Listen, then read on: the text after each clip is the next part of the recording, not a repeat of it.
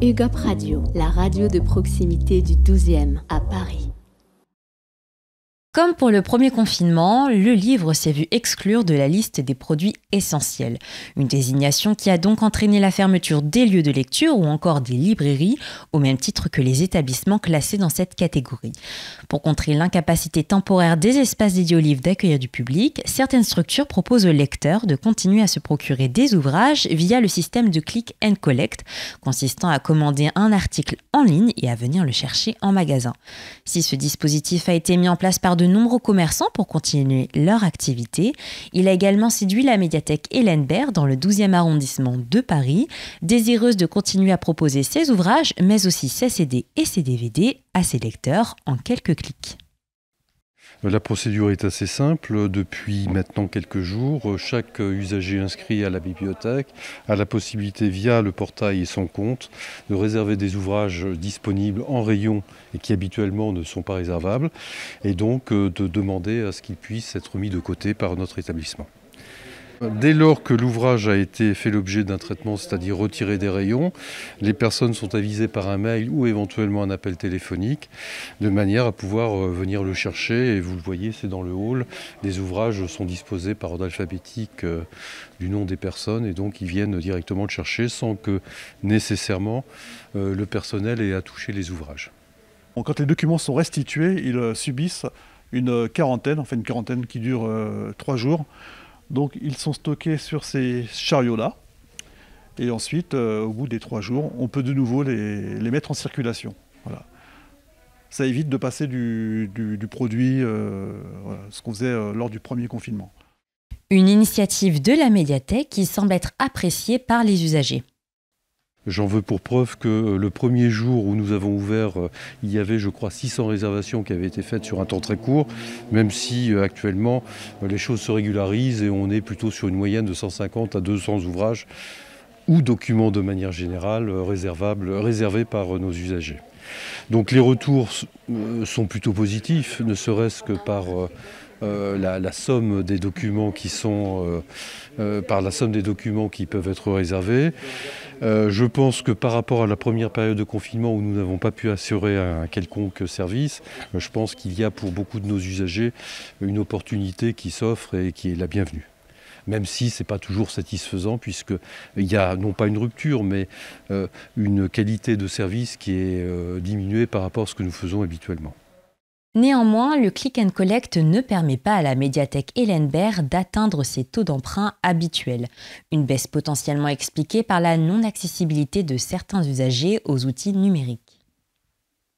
Sur la base de l'expérience du premier confinement et la période de déconfinement avec un système aussi de click and collect, il y a eu une baisse du nombre d'emprunts, même si beaucoup d'usagers, ceux qui habituellement viennent, venaient avec une gourmandise réelle. Malheureusement, beaucoup de lecteurs n'ont peut-être pas pu toujours bénéficier de ce type de service. Là où nous devons améliorer notre service et éventuellement permettre à des personnes qui n'ont pas toujours les ressources numériques chez elles, c'est-à-dire un ordinateur, de pouvoir accéder à nos prêts. Et ce matin, j'ai eu avec mes collègues une réunion pour que l'on puisse se montrer très bienveillant si une personne plutôt âgée souvent nous téléphonerait pour faire une réservation et donc on puisse lui proposer ce service. Et malgré la variété de supports proposés par la médiathèque via le système de click and collect, le livre reste indétrônable. Le livre reste privilégié, ce qui correspond bien au discours ambiant sur la nécessité qu'il y a de ce type de service. À quelques rues de la médiathèque, plus précisément au 203 bis avenue Daumesnil, la librairie générale indépendante À Tout Livre continue également à satisfaire les amoureux du livre grâce au click and collect.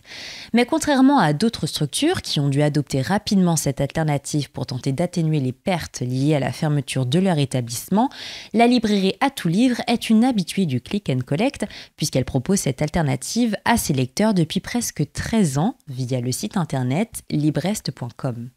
Déjà rodé à ce dispositif, est-ce que cela lui permet donc de compenser la fermeture de son établissement au public ? Non, bien sûr que non. Grosso modo, on est sur, je dirais, 50% de chiffre d'affaires. Une situation que les fêtes de Noël auront, semble-t-il, du mal à inverser. Je pense qu'on aura une baisse de façon forcément conséquente, parce que Noël étant le plus gros chiffre d'affaires de l'année. Je pense quoi qu'il en soit, quel que soit le scénario, on ne fera pas un Noël normal. Même si on fait un Noël de cette façon-là, avec le Click and Collect, évidemment, 50% du mois de décembre, je ne vous fais pas un dessin, c'est toujours mieux que zéro, on est d'accord. Mais oui, le manque à gagner sera par rapport bien plus important qu'au printemps. Ouais. Malgré une chute des ventes de livres de 60% pendant le premier confinement et un contexte sanitaire qui continue de pénaliser fortement son activité, le co-directeur d'Atout Livre reste tout de même optimiste pour la suite. Moi, je suis très optimiste. On est obligé de se réorganiser. Et collectivement, c'est-à-dire pas seulement nous à Atout Livre, mais les libraires en général, les libraires en relation avec leurs fournisseurs, avec les éditeurs, avec les auteurs, c'est-à-dire on a noué d'autres relations. Est-ce qu'elles seront durables ou pas, on verra. Mais en tout cas, je pense que beaucoup de gens ont fait preuve de beaucoup d'imagination pour continuer de vivre quand même. Et ça, il en restera quelque chose. Et par ailleurs, c'est ce que je disais tout à l'heure, le degré d'attachement à la librairie des clients des librairies est très fort et c'est peut-être même renforcé à cette occasion-là. C'est-à-dire que, contrairement à ce que certains pensent, en disant « Ah oui, il va y avoir une déperdition, les gens vont prendre l'habitude d'aller sur Internet ou sur Amazon, etc. et du coup, ça sera des clients perdus ». Moi, ce que je vois, c'est que le click and collect qu'on fait en ce moment nous fait gagner des clients. C'est-à-dire des gens que je ne connaissais pas et qui se rendent compte qu'on est là à leur service, découvrent que le service fonctionne bien et je pense que c'est des clients gagnés pour l'avenir. Donc moi, je suis le seul Français à être hyper optimiste. Et ça, c'est beau. En tout cas, le libraire pourra compter sur le soutien indéfectible de ses clients qui ont d'ores et déjà prévu de s'approvisionner chez lui afin de protester à leur façon contre la qualification du livre comme bien non essentiel. C'est une catégorie insupportable de mon point de vue. Voilà. Donc c'est pour ça que j'achète encore plus de livres en confinement. UGOP Radio, la radio de proximité du 12e à Paris.